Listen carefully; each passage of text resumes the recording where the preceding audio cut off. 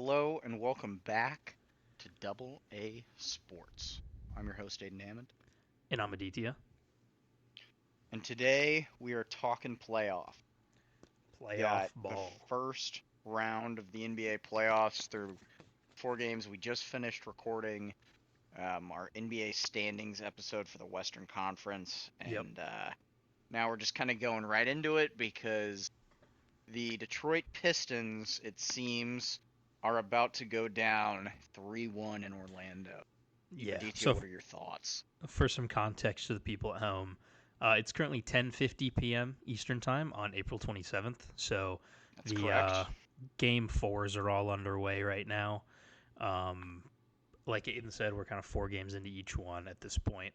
So like throughout the recording of this, like the Pistons game has 24 seconds left. Thunder Suns is at halftime, and Wolves Nuggets is just tipping off. So we'll have a little bit to talk about, and then also some comments on the other series.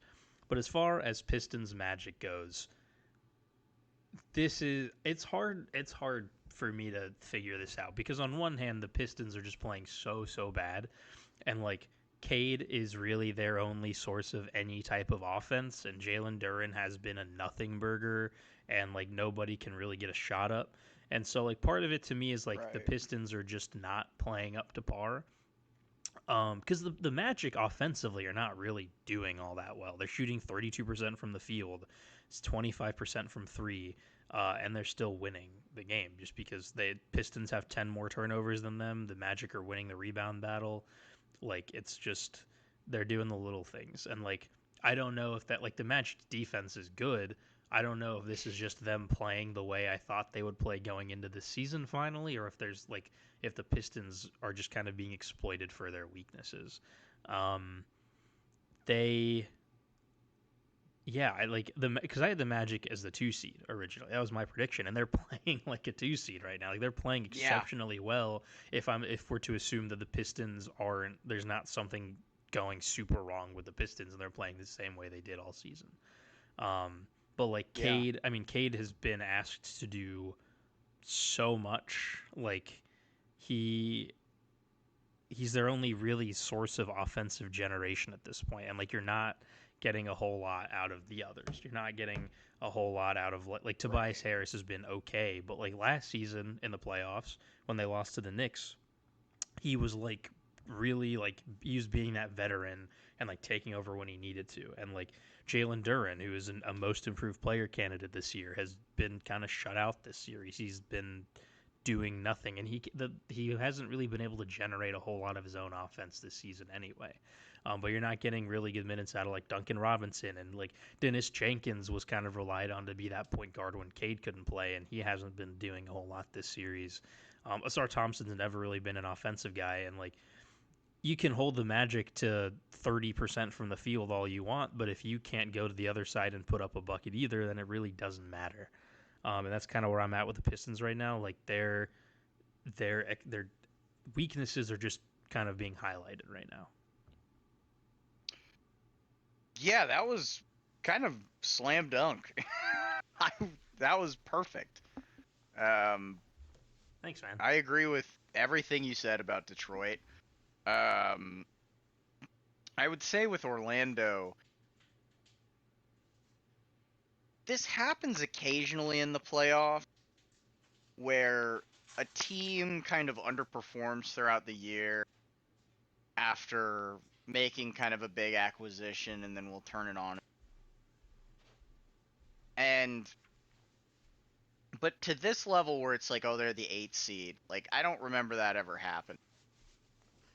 They No. look like like they are like this game where they really like Desmond Baines played well offensive. It's been kind of a slog for like Palos kind of like what is he shot 4 of 18. Yeah. Suggs hasn't played super well. I haven't seen a stat line from Franz. I also haven't seen a Franz lot of has him. 19, 5 boards, 4 steals, 7 for 15 from the field. So pretty good. Yeah, pretty good from him, but like not a 25 or a 30-point game from him. They're they're just kind of balanced And you everywhere. you kind of saw that in the regular season this year to a lesser degree, I think, because like I remember by the end of the regular season, my biggest gripe with the Magic and their underperformance was that you really never got their like quote unquote big three of Desmond Bain, Franz, and Paolo all playing well at the same time. And like Right. offensively, you're still kind of seeing that. Like they had, I think it was like game 2 or 3, maybe it was 2, where like they all had like 20 pieces and like they all played well at the same time. But like outside of that, it's been kind of rare. But like when guys aren't really doing all that well uh, offensively, they step up defensively. Like Wendell Right. Carter, especially, like he by the end of this regular season, I was like, man, he was like kind of really underwhelming. Like that center position is something they could really improve on. But like this playoffs, dude, he has been incredible. His offensive generation's been good. He's rebounding well, and he's just playing really good defense. Agreed. They're a team that uh like yes, their big threes turned it on, but they've got a better like 4 through 8 than most 8 seeds too. Mm-hmm. Like Anthony Black's a really solid player. Jalen Suggs has played.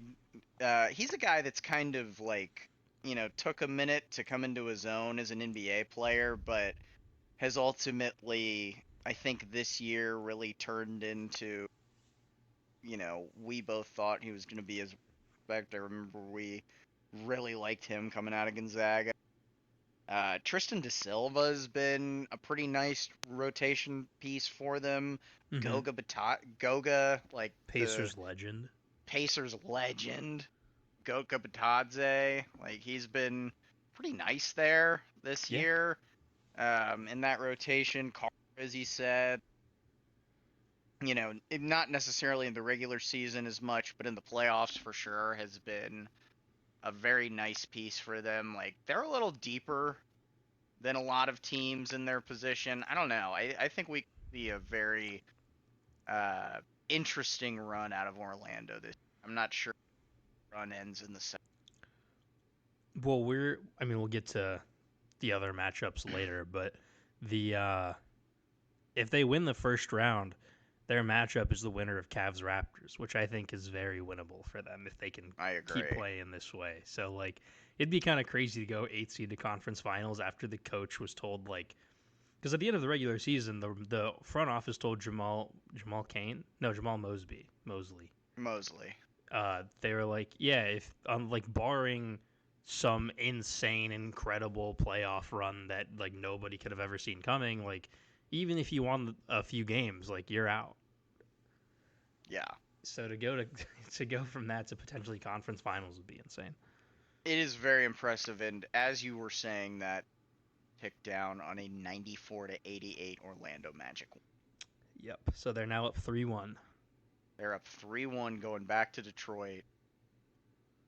Do Yeah. you think we're gonna see a defeated and lethargic Detroit Pistons team, or do you I think they're gonna be like fucking LeBron with the sunglasses in the tunnel? I think you don't. I mean, I don't think they're coming back 3-1 by any means. I just don't think they have the motor to do that right now. But Yeah, I think this is a team that like you're the 1 seed, you're not going to lose at home. Like I would not be shocked if they come in and get game 6 or game 5. I meant. Um, but like I think you go back to Orlando and just get stomped. probably. Yeah, Yeah. Um, the next series we talked Pistons first because the game just ended. But after that, we're kind of going from games their series we least to most want to talk about. So the next series we're going to talk about is Thunder Suns. Because the Thunder are currently up 3-0 and they're currently up 10 points with 10 minutes left in the third quarter against the Suns right now for the sweep. The Suns, hell of a season. If you want to hear our full thoughts on the Suns, we talked about it in the season standings video, but they weren't supposed to, at least neither of us thought they were supposed to be here in the playoffs. yeah. No, this is Um, absolutely a have fun Cancun. This is yeah, not a you're in you earned it. Cancun parentheses derogatory. Right. This is a you have earned Cancun. Go enjoy Yes, it. yes. You have earned Cancun. Have fun. Yeah.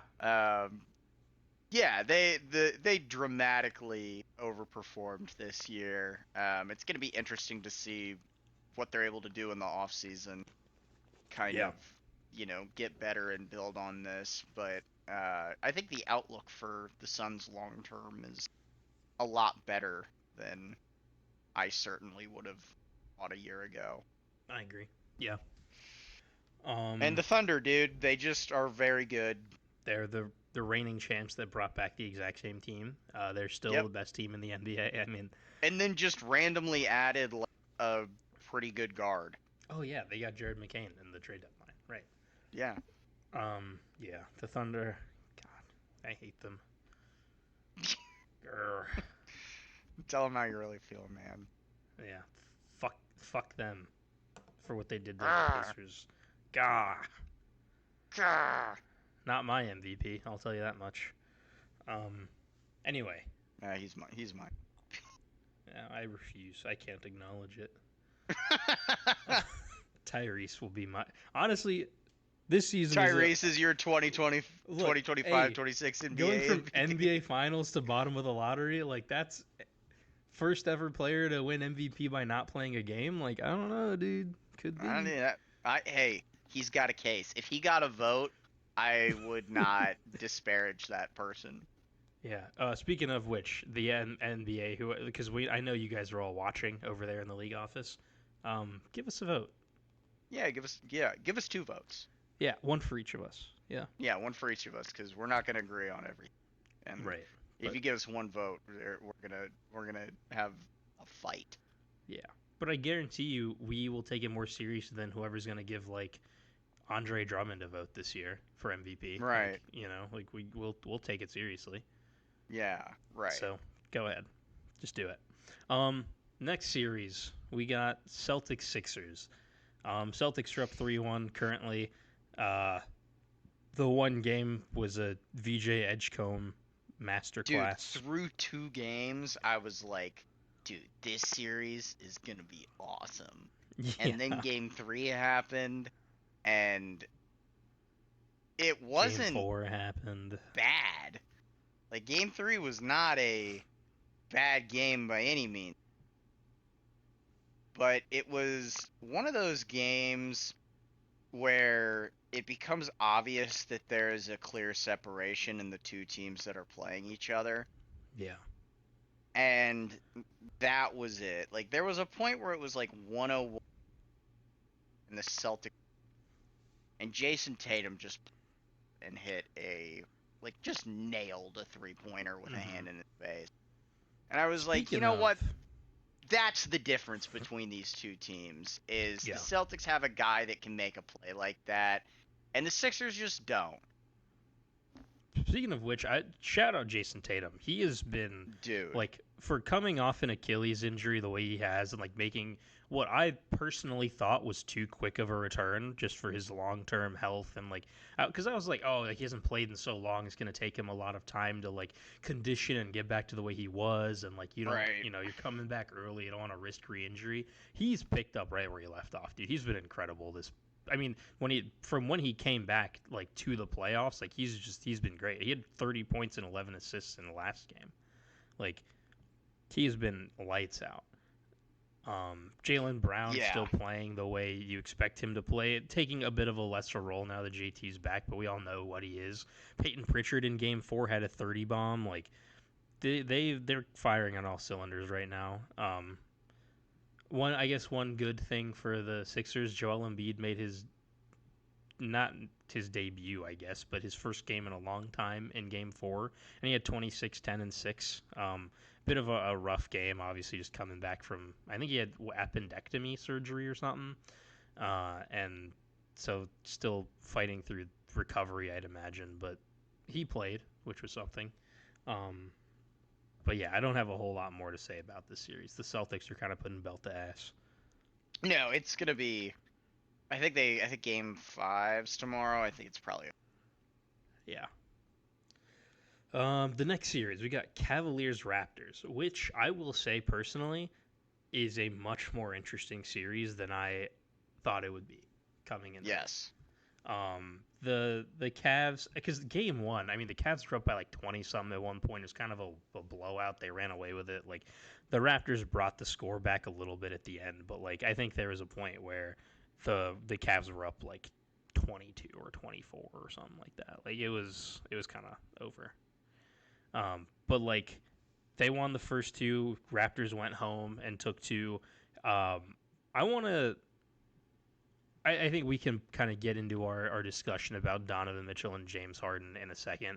I want to give the Raptors, Darko, and everyone credit.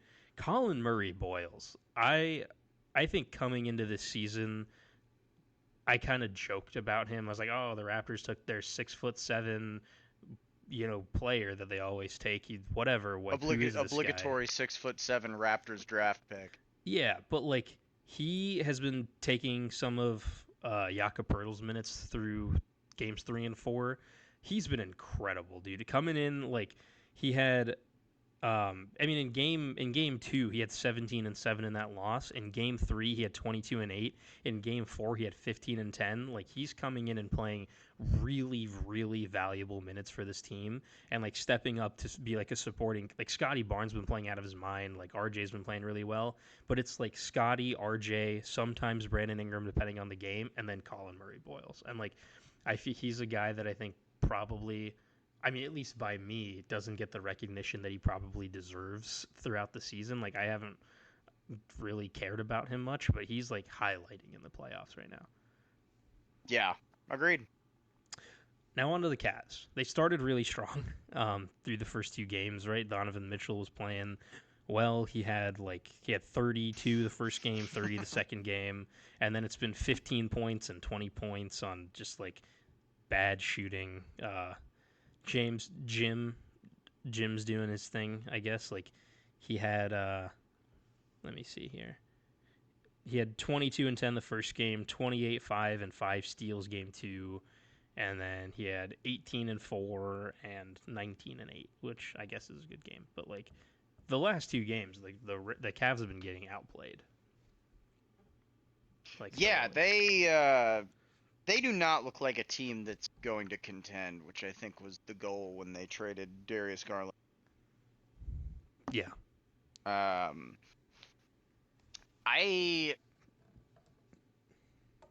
I will say I think they're gonna pull this series out. I'm not super confident in that, but I think they're gonna pull this series out. That's a hard. I mean, at this point it's just whoever's the home team wins. So like by that metric, they would just win in 7. And like I also don't think Donovan Mitchell and James Harden are the type to just like not bounce back in a game 5. Right. But also the Raptors have a lot of momentum right now. Like they're playing the conference finals. Yeah, or second round. But Jim usually gets out of the first round. Right. But like the Raptors have all the momentum right now. They're playing some of the best basketball they played all year. I kind of want to see a Magic Raptors second round. That's fun. I do too. I would like to see a Raptors or a Magic conference finals. I think that would be really fun. But I think a Raptors Magic second round series might be the most perfectly matched second round series we could get. Yeah. Like in the entire field like this 70 year. to 80. That's the one problem is a lot of those games are going to be slop fest. Yeah. Which I'll be honest, I like a slop fest sometimes, especially if the series is kept close by the fact that the games are slop fests. Yeah. I don't mind keep that. It sloppy. I agree. Keep it sloppy, dude. All right. The next series we have here, Spurs Blazers. The Spurs are up 3-1. They had in games 3 and 4 two big comebacks. I think in game 3 they came back. They're down like 20 or like 18 or something going into the fourth quarter, and then in game 4 they were down 17 and a half and just came back and won by like 21. Um, they are playing incredible basketball right now. Yeah. I mean, it's been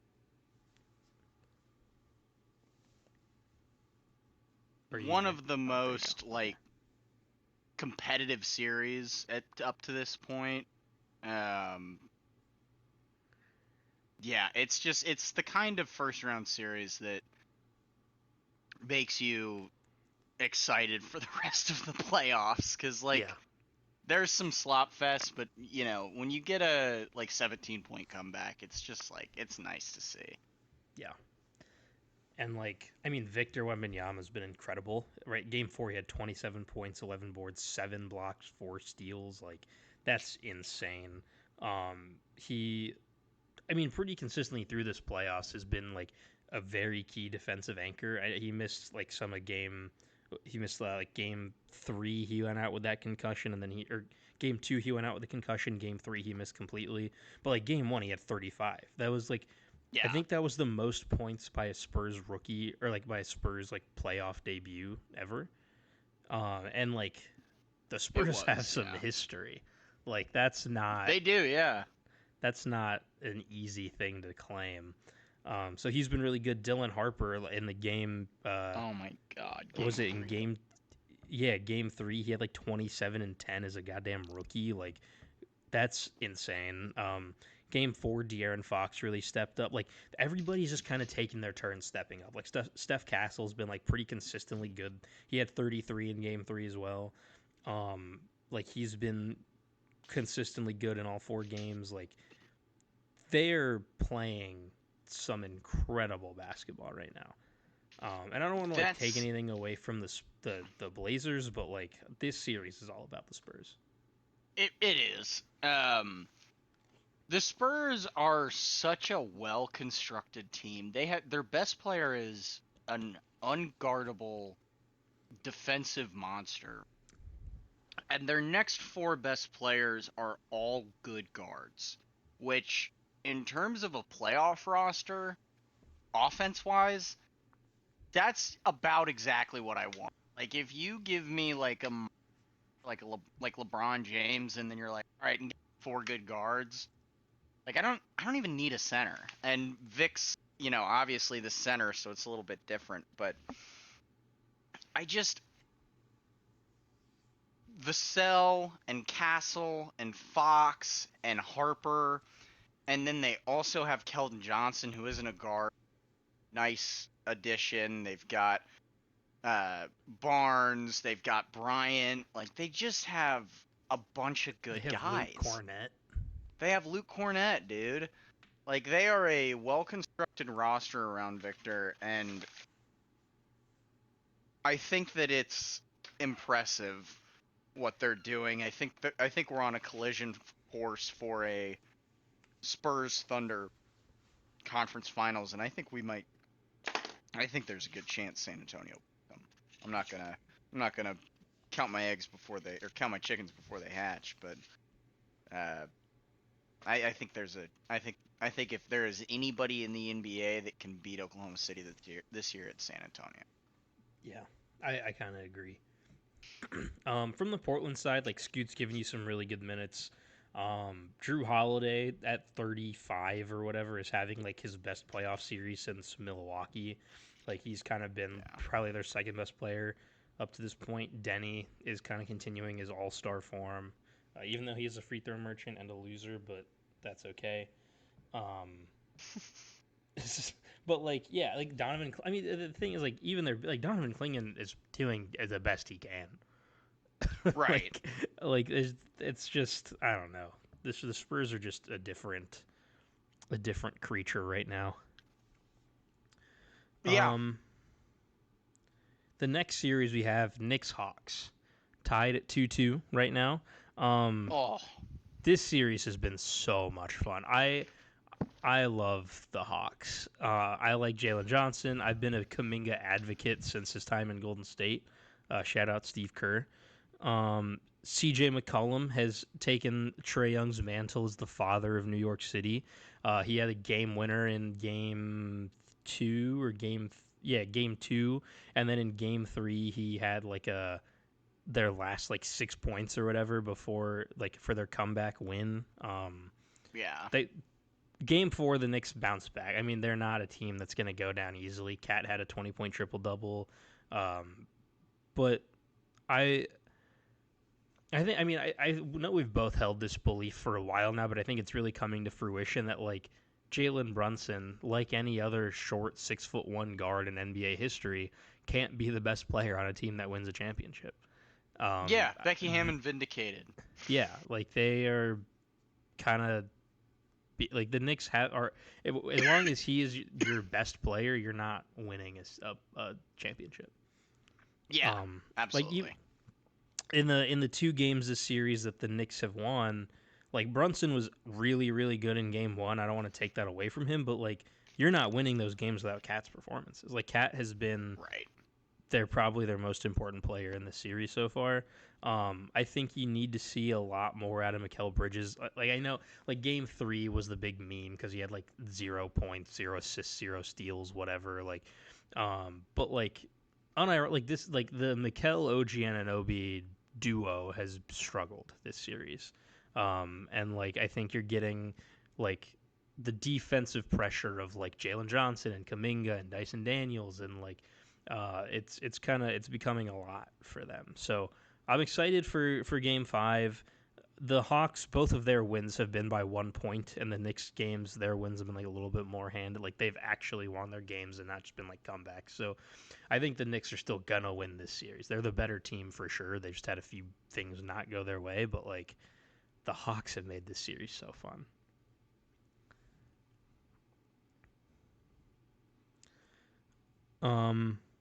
The next series we have here is Nuggets Timberwolves.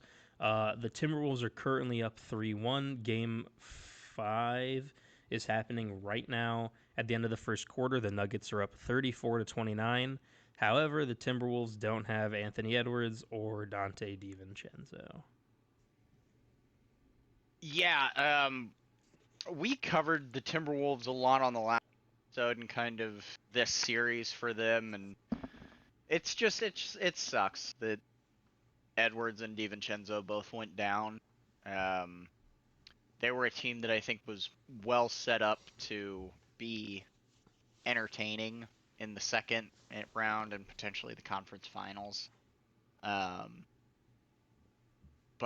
yeah, it seems like that is probably not going now. I think it's a toss up if they beat Denver at this point, because like they've got 3 games now. They're not going to have Edwards in any of those games.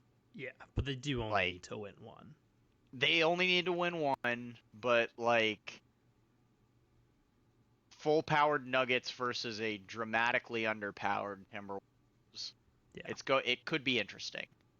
And then of course in the next round they'll be playing likely the Spurs, and I think we know how that's going to go if they're shorthanded in that series as well. Right. Yeah. Ayo Dosunmu, like you know that the giant, like the Knight taking on the Giant, like that's Ayo Dosunmu versus the Spurs. Yeah. I mean, he had that he won them game 4. Like he had 4. He did. He absolutely did. And I think he's a very good basketball player, but I think they're going to need a little more than Ayo Dosunmu. Julius Foulier is going to have to turn up. Julius Foulier is going to have to turn it up. The Gobert is going to have to just absolutely use all of his French intelligence to take down Wembanyama. Mm-hmm. Whatever he has from their time on the French national team together. Hey, they got Wemby, but we got Jaden McDaniels. That's true. That's true. But yeah, the Nuggets. I mean, we talked a lot about the Nuggets in the last episode, so I don't want to reiterate everything we said. But like, they are not really playing with any type of intensity or energy. Like, they kind of just look like they're packed up and ready to go home. Like this is probably Jokic's first like really bad playoff series since he's ascended to like stardom. I know like earlier on in his career he had a lot of problems like being passive and ending a game with like 4 or 5 shots taken because he was trying to like distribute a lot more.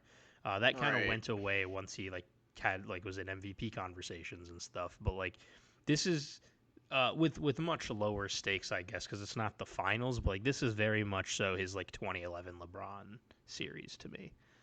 Where it's like he is officially a superstar. He's ascended. He's a 3-time MVP and just shitting the bed, like playing like he can't figure it out. The Timberwolves defense has been really good. Like they're playing aggressive. The Another thing that we mentioned in the last episode is that like Cam Johnson is like technically a better player than Michael Porter Jr., but you brought up that like Michael or technically Porter Jr. a better fit, I guess. Sure, a better fit. Technically a better. That's what I meant because I'm not even sure if he's a better player than a better fit with this offense. But like you made the point that like Michael Porter Jr. is the type of guy that will just go and get you a shot when you need one, and Cam Johnson plays much more in the flow of an offense. And like outside of Murray, they don't really have a guy that's just going to go out and get you a shot. With the Timberwolves defense being as stifling as it has been, like Jokic, his playmaking isn't going to be enough. The defense is going to be there, and so like shot creation has been a big thing for the Nuggets. Like outside of Jamal Murray just going and getting his, like that's kind of been it for them. Yeah, I don't know the we kind of saw this last year. Like the series, the Nuggets Timberwolves series was very heavily in favor of the Nuggets or in favor of the Timberwolves. Was it last year or 2 years ago? I forget when they matched up. But like the Timberwolves are like they've kind of have figured out this Nuggets offense to a degree that other teams really haven't, or like maybe just don't have the tools to yet. I don't know. It sucks because I think if the Timberwolves like they could have made a conference finals run if Ann was healthy, but yeah, that one really sucks. I'm gonna be thinking about this playoff. I mean, probably not as much as Minnesota fans, but yeah. Well, yeah. I'll be thinking about this one for a minute. Luke sent in our chat, I want Duran cut from the squad. Awesome, man. Yeah. All right. The last series we have to talk about here. Save the best for last. Save the one I have the most to talk about for last. I think you do too. Lakers Rockets. The Lakers are currently up 3-1. The Rockets kind of won game 4 in like a gentleman's win, I guess. But yeah, the Lakers they've had their number this series. Yeah, dude. We went over it. I just in the last one, kind of with LeBron. This is just such an unbelievable feat that this Lakers team that is a bad roster outside of LeBron James, Luka Doncic, and Austin Reeves. Like they really don't have a lot, and they overperformed in the regular season due to excellent performances, like MVP level performance from Luka Doncic, and a excellent age 41 season from. And they got the 4 seed in spite of their roster flaw. And DeAndre Ayton kind of over. Rui Hachimura had another. Like they really, like they've got like 8 or 9 raw NBA players. Yeah. Like Luke Kennard has been. Luke Kennard's been balling. Marcus Smart. Like they can get some good minutes from Marcus Smart occasionally. It's just like they just don't have a lot. And the fact that they're up 3-1 in this series is both an incredible feat from LeBron James and an indictment of Kevin Durant, who has also been hurt, but still, he played in Game 2 and they lost. He's also been away from the team. He has also been away from the team. Yeah. I got all the KD slander I needed to out in the last video, so if that sounds intriguing, if you're a fellow KD hater, such as myself, check out the last video. We talk extensively about how much he sucks. But yeah, the Rockets, It sucks because like everything that he mentioned in like his burner rants during the All Star game, like those weaknesses are all being exploited right now. Like LeBron has the formula. Like he said it at the end of game one. He's like, "Yeah, I got this. Like we know how to beat this team," um, and like they do. They really only lost the game four because like of a historically bad shooting performance from like everybody that wasn't DeAndre Ayton and Rui Hachimura. Like Yeah. um, so yeah, I I don't know. Like Tari's been. I saw a stat maybe today or yesterday. Like Tari Eason has been the only like Rocket with a true shooting percentage above like 50% or something like that. Maybe not 50%, but like the Rockets like their shoot like true shooting percentage has been like the lowest in history, I think, for a playoff team. So Yeah. yeah, I they. mean, I if you mean, think about it, they're basically just last year's team, but without Fred Van Fleet and Dylan Brooks. yeah. So, I don't know. They this series is over. I think the Yeah. Lakers will game. The Lakers are the 4 seed. Game five's in Los Angeles, right? So they'll just clean it up at home. Um, to move on to the next round. Yeah, I would say so. I don't know. I was doing some research today. I found that Reeves has been game to game this series. He'll probably end up being back for the next round if he doesn't return in game 5. I really don't think Um, there's a need to bring him back in game five. Like, I let don't him think there is rest. either. I You think let got him this rest one. Yeah. back next. Yeah. All right. So Aiden's power went out. There's some pretty intense storms in Bloomington right now, unfortunately. So luckily, we were able to wrap up all the stuff we actually wanted to talk about. We got through the Lakers Rockets series, which is the last series of the first round anyway. But I just wanted to say, since Aiden's not here to help with the outro, thank you guys for watching this episode. We're going to have some more content coming out, hopefully, as our schedules get straightened out. Towards the later rounds of the playoffs, we'll have more stuff to talk about, as well as some other videos that we want to do just out of interest. So yeah, check those out when they get out there. This video is going to be shortly following the standings predictions look back video. Just finished recording that one like right before we started recording this one. It's being uploaded right now, so check that out as well. And thank you guys for watching, and we'll see you in the next one. Bye.